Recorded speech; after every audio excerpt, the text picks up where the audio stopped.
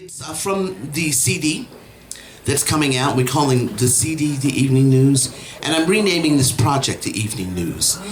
And I feel like the music, it rides that line between, hey, we're alive, and oh my God, what the fuck happened? And how do you make an album for that? It's sort of like the evening news, and we've got a few commercials here and there, you know, and then we got some deep songs, some I've written, some I didn't. And we're going to do an arrangement that hasn't made the record yet, but there's a second record coming. We have some, I'm talking too much. Zipping it.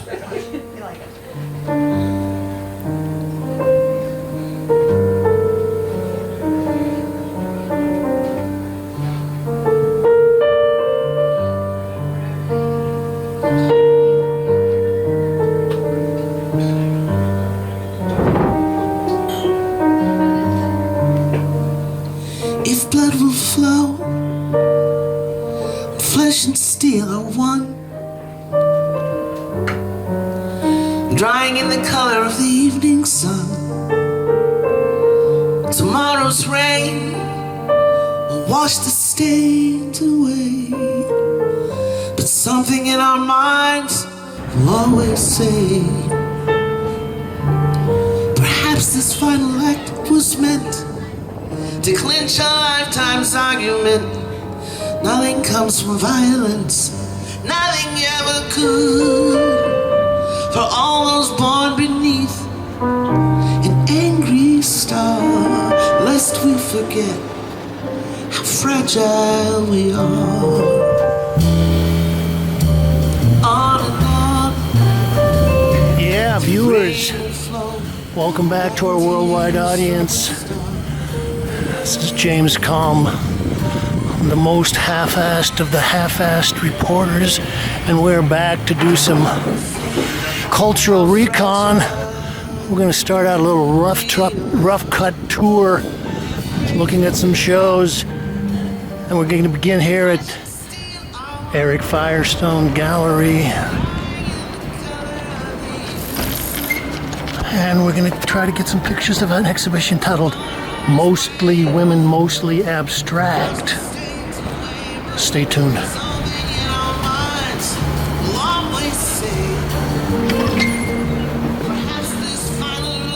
Okay, hello.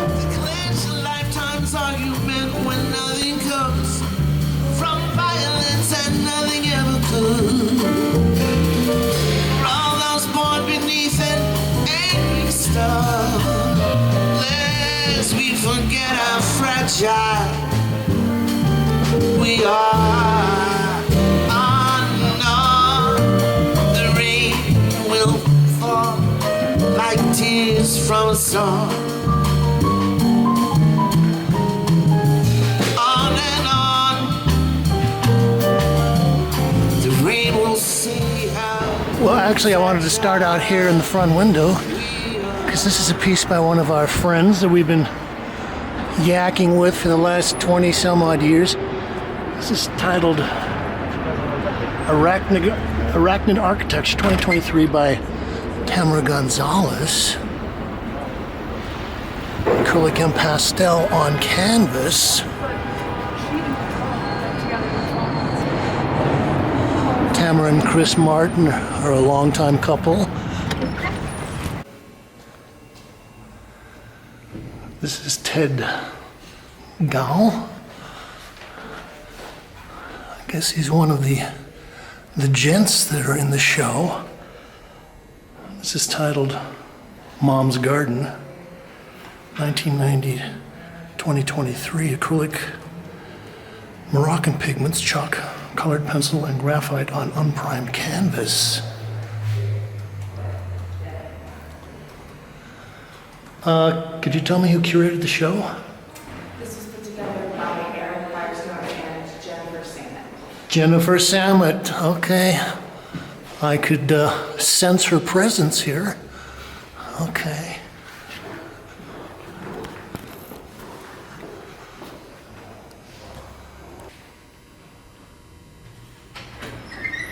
Okay, this is a ceramic piece by Viola Frey titled Phobia, Monsterhead, Don't Die Yet, 1979. I think Viola is maybe one of the outstanding artists from the Bay Area, but she's especially known for her ceramics.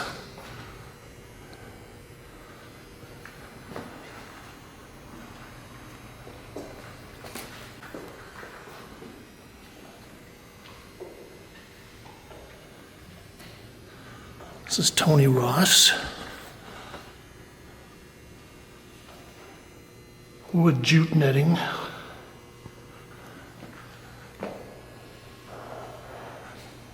And I would say it's also got some wool in there. This is titled Stop Carrying Out Your Intentions and Watch for My Signals 2022.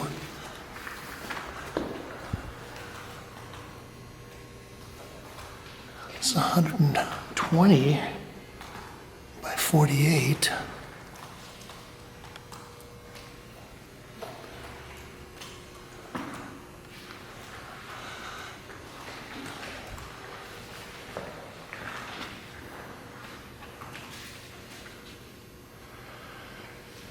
This is Martha Edelheit. Fishing for the Blue Moon, 1969. Canvas sheet metal oil paint on masonite. Well, we came in and caught Martha's show, gosh, maybe 7 or 8 months ago. And I think that Martha's about 94, something like that. Still spunky. I think this was kind of a transitional period from abstract expressionism and kind of the 10th Street action painters before she transitioned into her figurative work.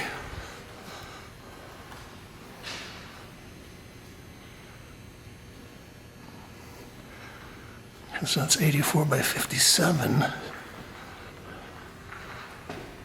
So Jean Renoir, Young Figures, 1949. I think this is one of the reasons we like to come into the Firestone Gallery, is we appreciate their program, and one of the interests that Eric and Jennifer both have are discovering and exposing women artists, and some of them may have been very well known in the New York scene in the 40s, 50s, or 60s, and have gone out of fashion. Jean Renoir is actually someone that, God, we saw a beautiful show by her a couple of years ago here. This is Mosaic.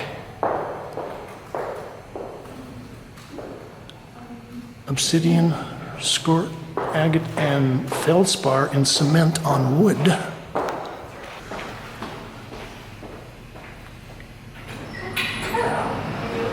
This is Jenny Snyder. Acrylic on canvas, 24 by 20 inches.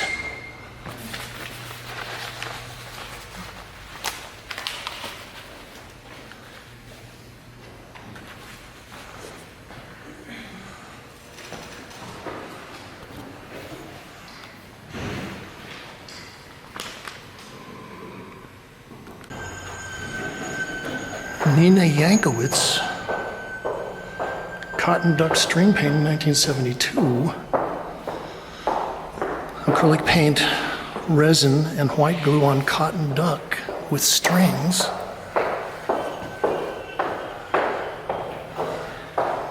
Well, I was talking about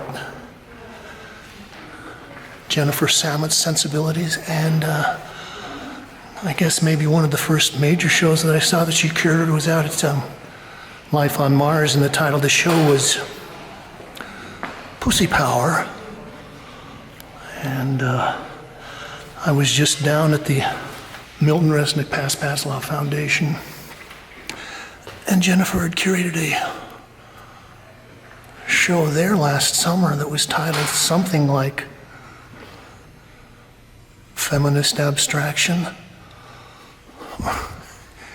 There were a couple of guys in there, but I guess maybe there is some kind of,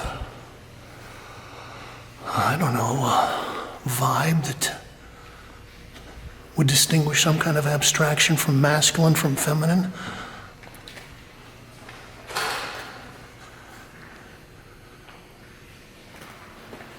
Okay, we all know who this person is. This has got to be Judy Pfaff. Oh, this is a classic. This is 1990.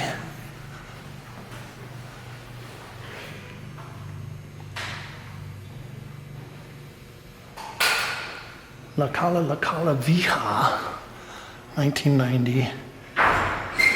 Painted wiggleboard and steel, found objects and signage. Well, I always look at work like this. It's very extravagant, mixed media, kind of strange found objects. I wonder how it holds up.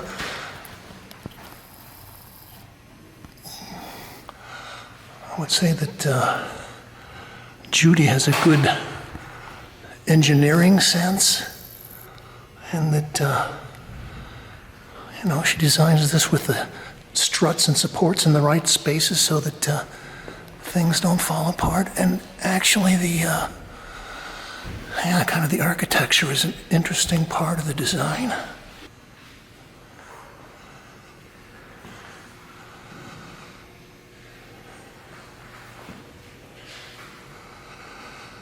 I think that Judy was also a player in the pattern decorative movement that took off in the late 70s, and you can still see kind of remnants of that with her flashy elements that she adds in here.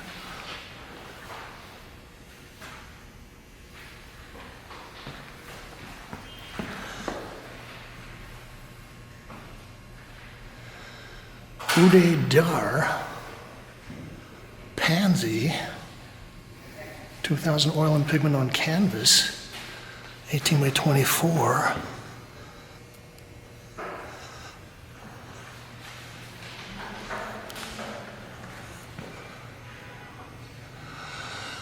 I guess there was a point at which I would have looked at something and thought, gee, that's 23 years old. That's really a long time ago, but anymore.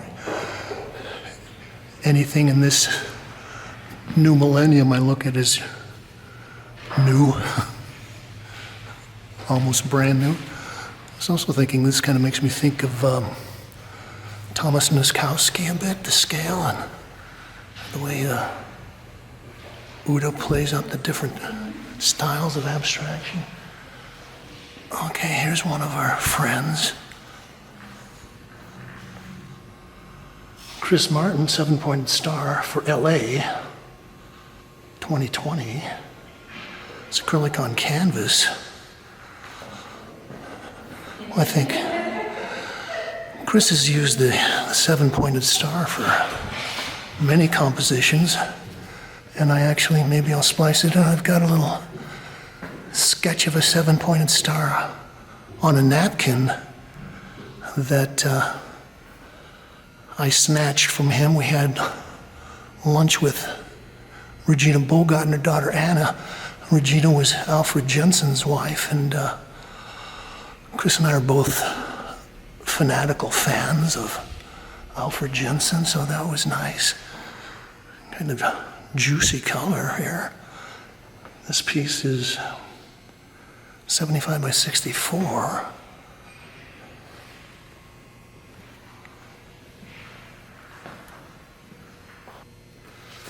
Helen O'Leary,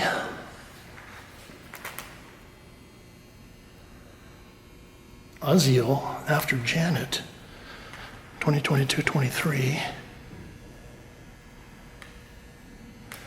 She says for the medium, she goes, I have reconstructed wood reclaimed pigments, linen, and egg tempera. Okay, so some of this actually looks like maybe it was paintings that had been reworked, chopped up, reconfigured like puzzle pieces.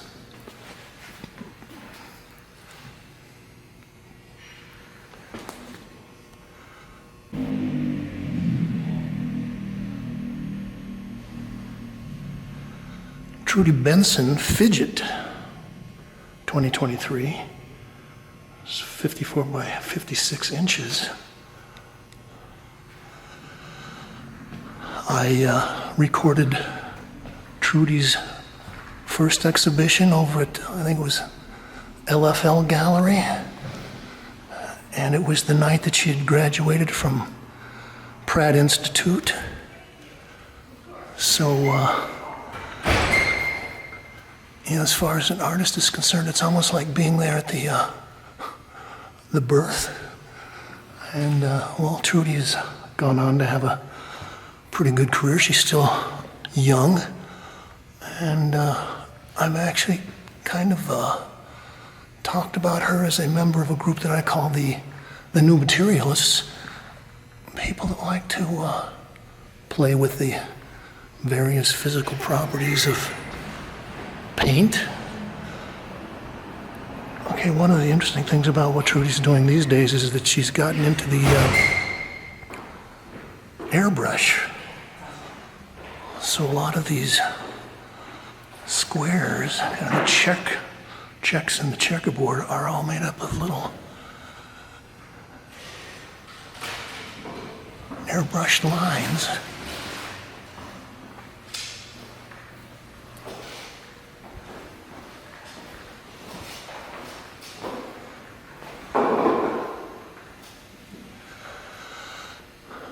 This is Joe Overstreet, Untitled 1978.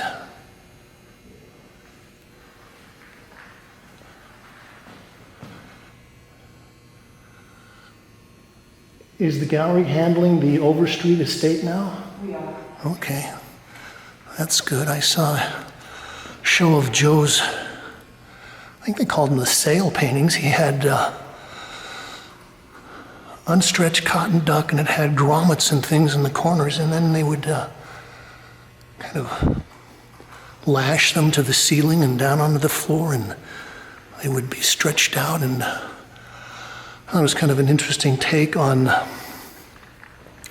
the color school, the Washington Color School, and especially people like Sam Gilliam, and even Mary Heilman did a series of works that were unstretched that were pretty interesting back in the early 70s, mid 70s. So this is acrylic on canvas.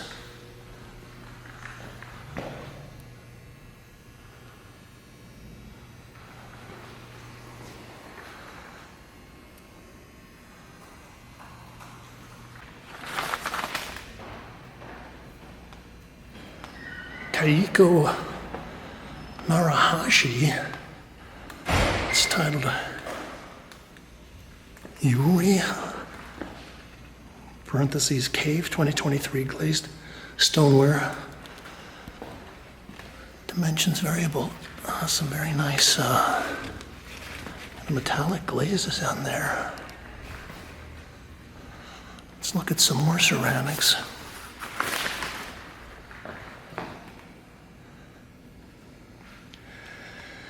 These are pieces by Sansa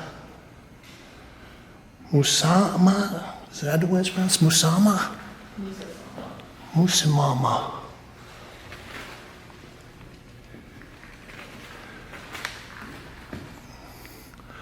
Okay, we've got some very painterly glazing going on there.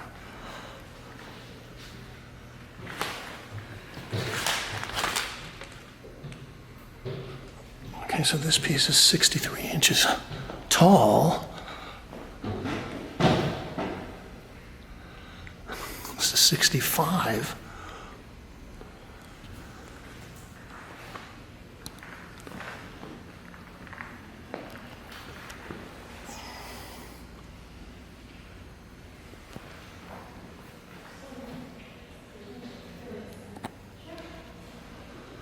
Okay, this piece is from 1983, and this one is 2023.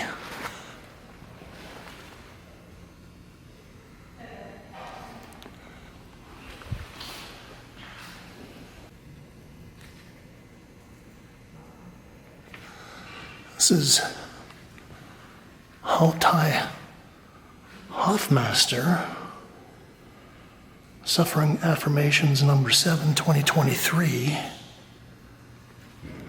This is oil on canvas. I would say it looks like raw canvas and graphite.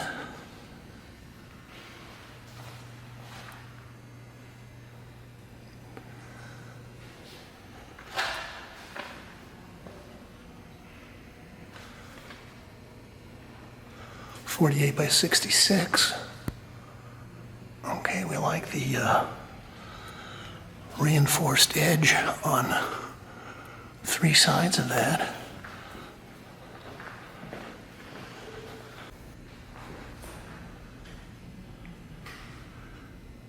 Meg Lipke, Stack, 2023.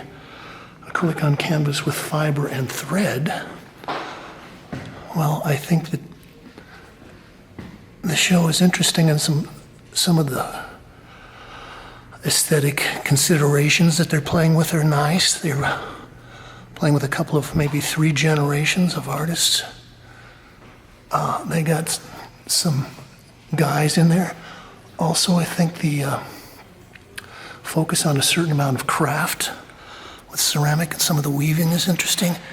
And this piece by Meg also kind of falls into that with her kind of goofy use of stuffed canvas and kind of a mix between sculpture and painting. And although Meg's always got a nice color sense, and she gets to play with sections that are raw and other parts that are more painted on.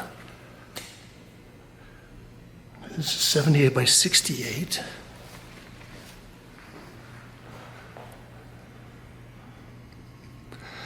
Also makes me think that Ron Gorchov did a whole series of abstract paintings that he called stacks.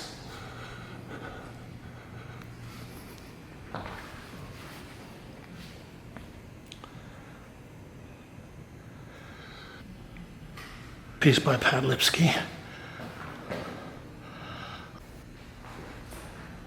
This is 1971. Acrylic on canvas 63 by 87 inches. Well, okay, there's kind of a little conversation happening between these pieces. This is kind of your straight stain painting with the rectangles.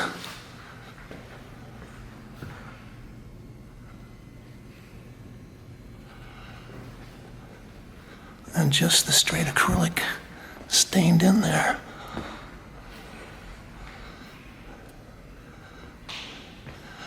And then that piece kind of makes it all physical.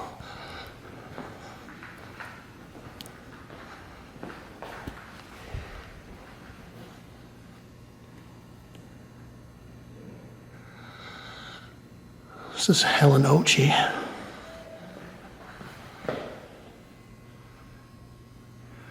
(1982).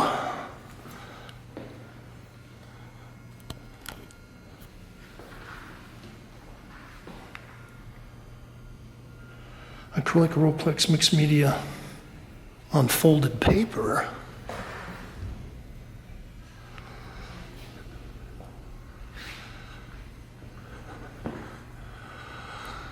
Well, I think I saw some of Helen's work from this period, but I don't know whether she was one of the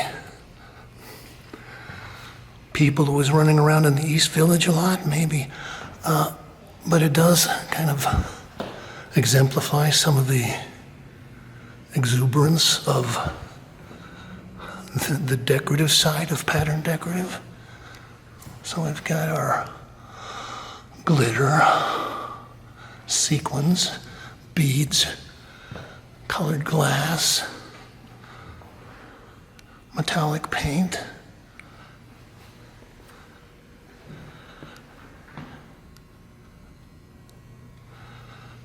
Oh, we got got some metal flake plastic things there.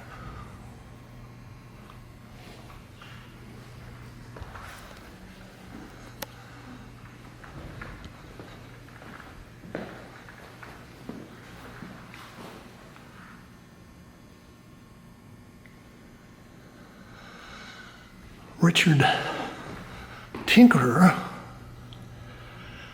This is titled F4B1 18 2023, and we've seen some of Richard's shows down on Henry Street.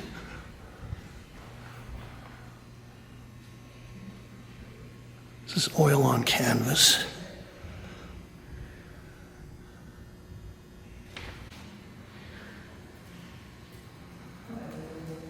Reginald Madison,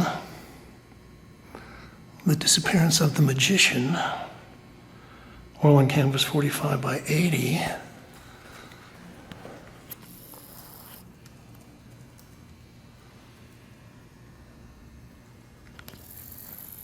Okay, let's see what's going down just downstairs.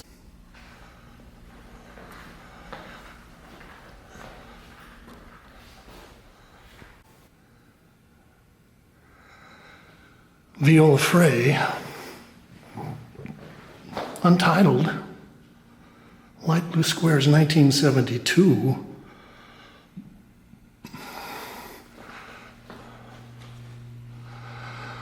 Well, I think that Viola probably passed away about 10 years ago, and I think that she's probably best known for her giant ceramic sculptures of figures. And I know that she was in at least one of the Whitney biennials that I went to. I could be wrong, but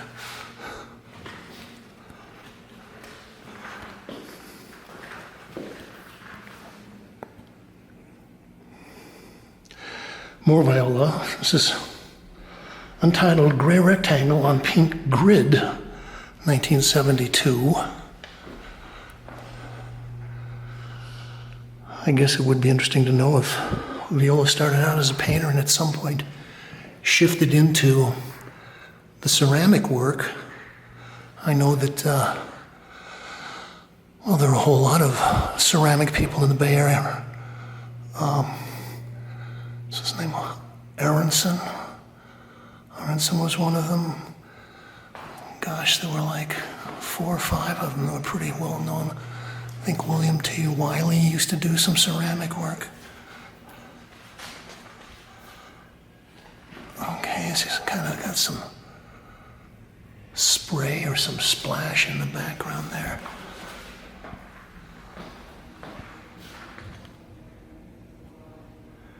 Despina Stocco, My Vienna Story. 2023, oil and mixed media on linen, 47 by 59.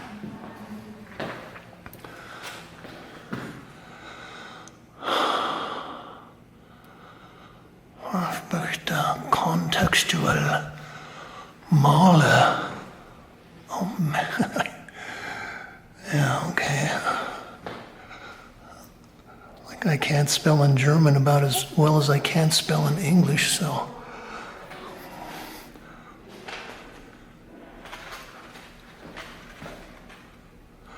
See, this also made me think, when I saw it from across the room, made me think of Judith Bernstein, who has been getting a lot of recognition lately. Okay, this is ironic. This is a suite of works by Ben Pritchard. And the reason I say it's ironic is that I was out at Michael David's gallery at 56 Bogart Street on Sunday, and they had a discussion with Ben Pritchard, Mike Olin, and it was moderated by Guy Goodwin, one of the classic, I don't know what you call it, third generation New York painters. Ben had a huge painting out there. I think it was probably 8 by 12 feet, something like that. It's titled Single 2021-23 Oil on Canvas 24 by 18. We've covered several of Ben's shows. I like Ben, and he's kind of a obsessive painter. I know a lot of these he works on for years, and well, this is one of the people that I love to look at the edge of the paintings, because it's kind of like instant archaeology. You can start to see how he layered this up and built things up over time and changed it. This is titled Forest Fragment.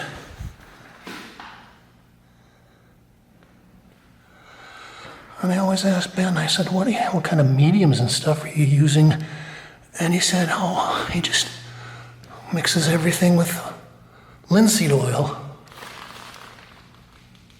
Many Shapes 2023 Oil on Canvas.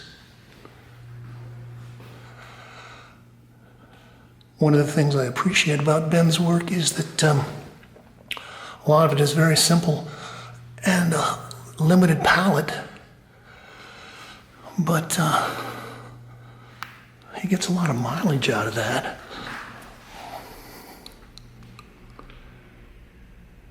Fullness of Green, 2022-23, Oil on Canvas. This is 28 by 18.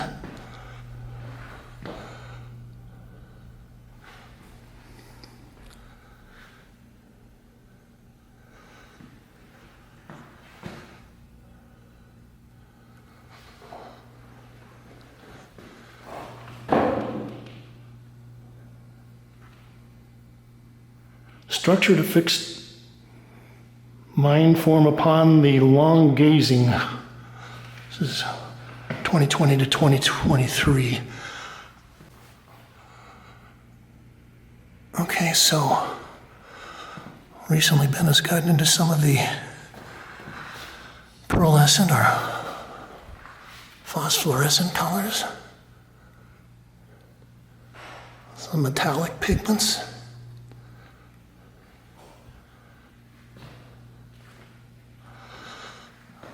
And we'll wrap up our little rough cut tour looking at this.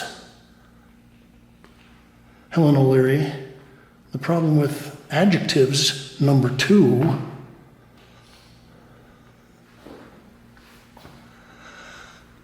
Okay, and yeah, Helen must have some very nice woodworking tools. It's like very articulately cut. And everything is like joined together. I was talking about the different kinds of joints. You're going to use dovetail joints. I was talking about a biscuit joint. It's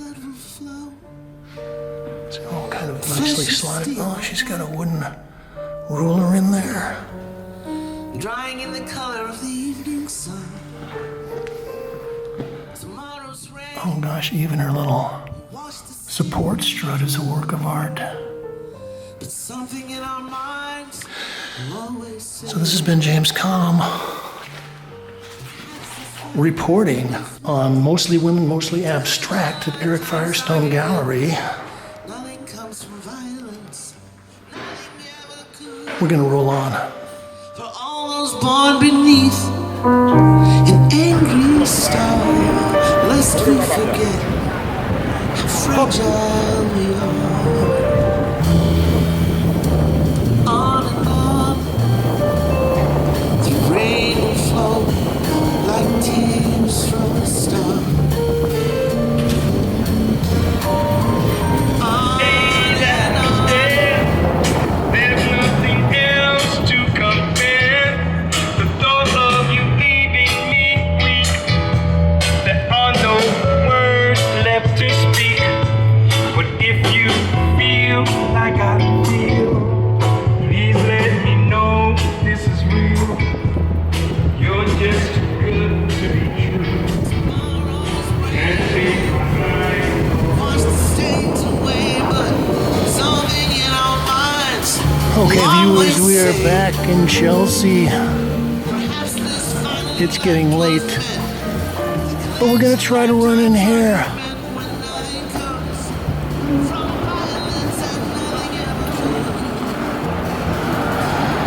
to Barry Campbell.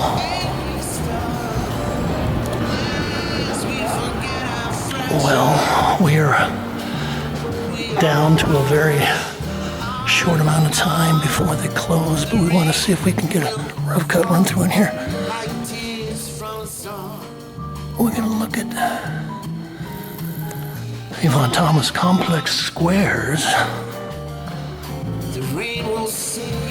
I wanted to get over and see this show for a couple of weeks, but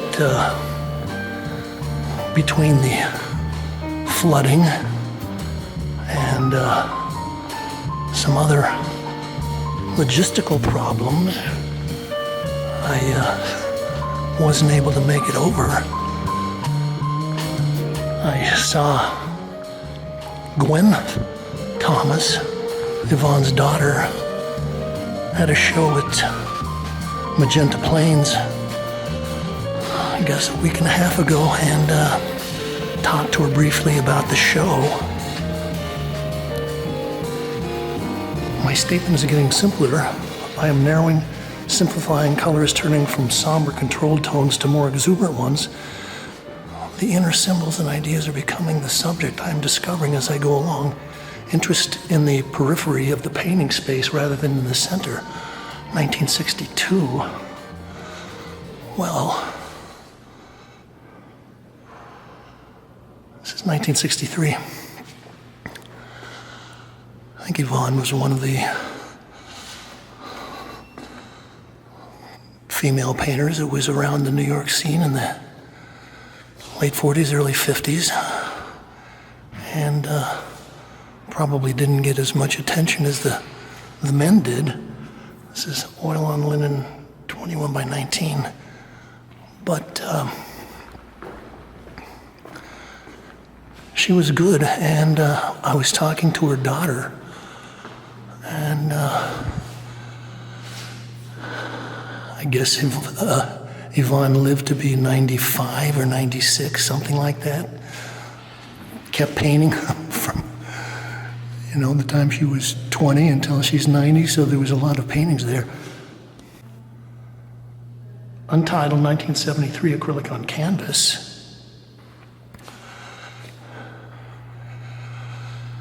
And I started bumping into Gwen out in Williamsburg, maybe back in the late 90s, early aughts. I know that she had a show at a place called Eyewash. Annie Herron and Larry Walzak had the space there for a while. This is titled Parade, 1973, acrylic on canvas.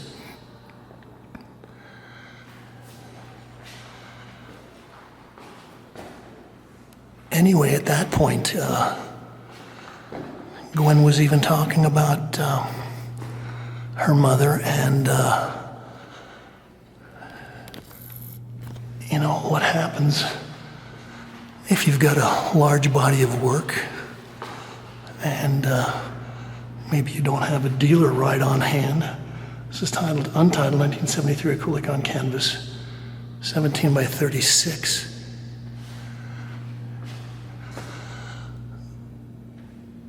So Gwen was saying that she has been very lucky to work with Barry Campbell because they've done a great job. I think this is her third exhibition with the gallery. And Gwen said that she pretty much curated the first show. I think one of the interesting things about this particular body of work is that I think Yvonne would be part of the 10th Street School. This is Untitled 1973. And maybe even showed at the Tanager Gallery and some of those other galleries on East 10th Street back in the 50s. And a lot of those people, they were criticized as all being a bunch of followers of de Kooning and the whole action painting thing. So this is Untitled 1973 acrylic on canvas. And, even de Kooning made some statements about the fact that everybody on East 10th Street was painting de Koonings, but he said they couldn't paint bad de Koonings. Oh, this is a nice little gallery of pieces. Tondo, 1966. Getting back to the 10th Street School, though, well, I've watched a lot of those people's careers, and a lot of them kind of established a style, and they stuck with it. And I think the great thing about Yvonne is that she moved on. She started doing some much fresher, different kinds of work. Untitled, 1964, 22 by 30. And, you know, in certain ways it has a certain kind of proto-minimalist look. I think also this might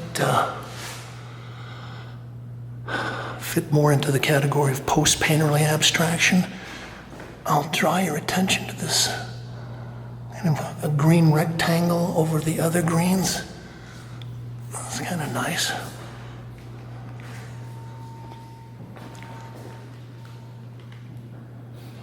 This is Untitled, 1976, 29 by 61.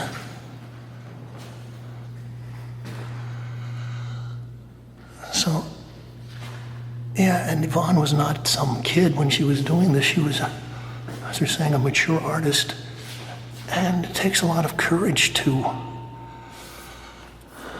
change, especially if you have a kind of a reputation for being part of a group and part of an aesthetic. I was thinking also it's interesting to note that in some of the pieces, Yvonne leaves the canvas raw, and then in other pieces she goes in and paints it white. It's entitled Pinwheel, 1967.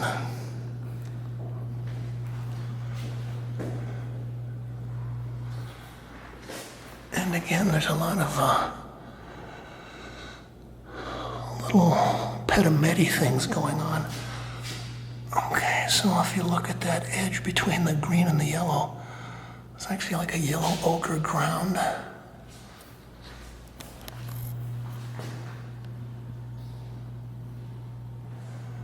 This kind of makes me think of an artist, very good artist.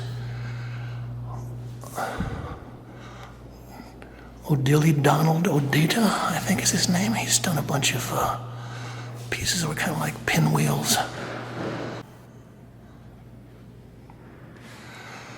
Square, 1964. Acrylic on canvas.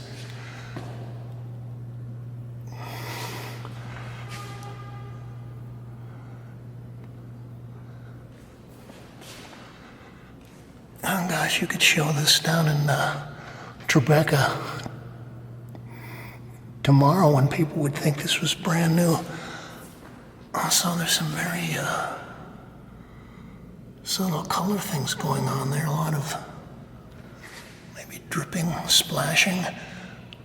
I like the contrast between a kind of a poured flat, soaked up ground and the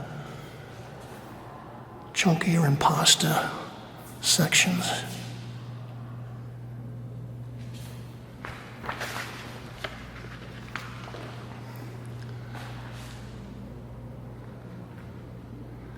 Square, 1965.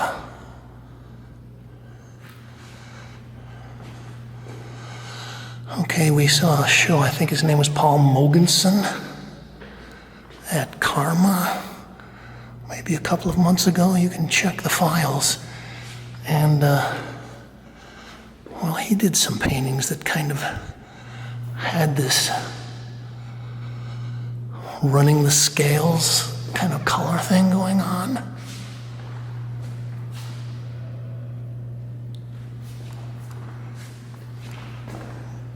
Okay, this is 1965. I think Paul's pieces were from the 80s, so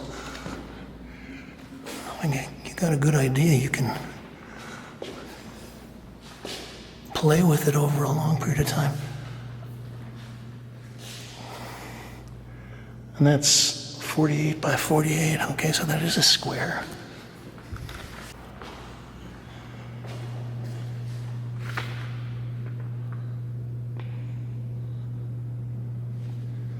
Untitled 1966, 24 by 20.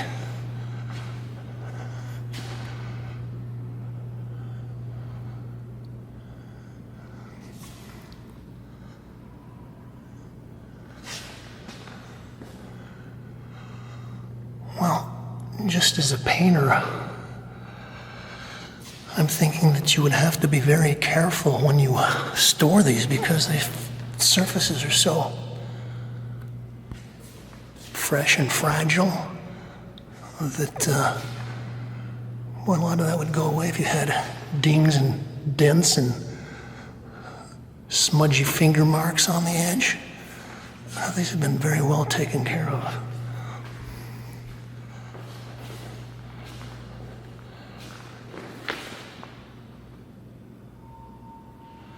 This is titled Complex Square. Squares. 1964, acrylic on canvas. Well, as I said, Yvonne went through a lot of changes, and one of them is that, as I was saying, the 10th Street School was dealing with a lot of body color, physical paint like a de Kooning or a Franz Klein or a Gustin or somebody, and this work, a lot of this is about transparencies, and Yvonne has got a great sense of what you can do with overlaid color. And there's the raw canvas.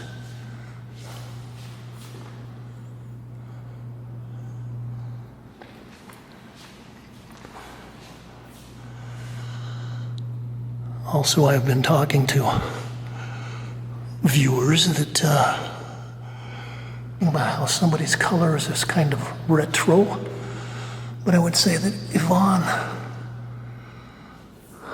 uses colors that are very contemporary,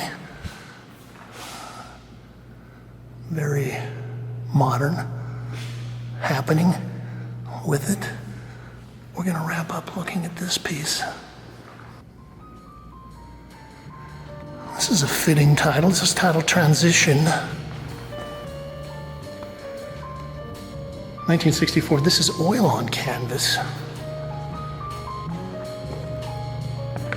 And this is a big painting. This is 85 by 78.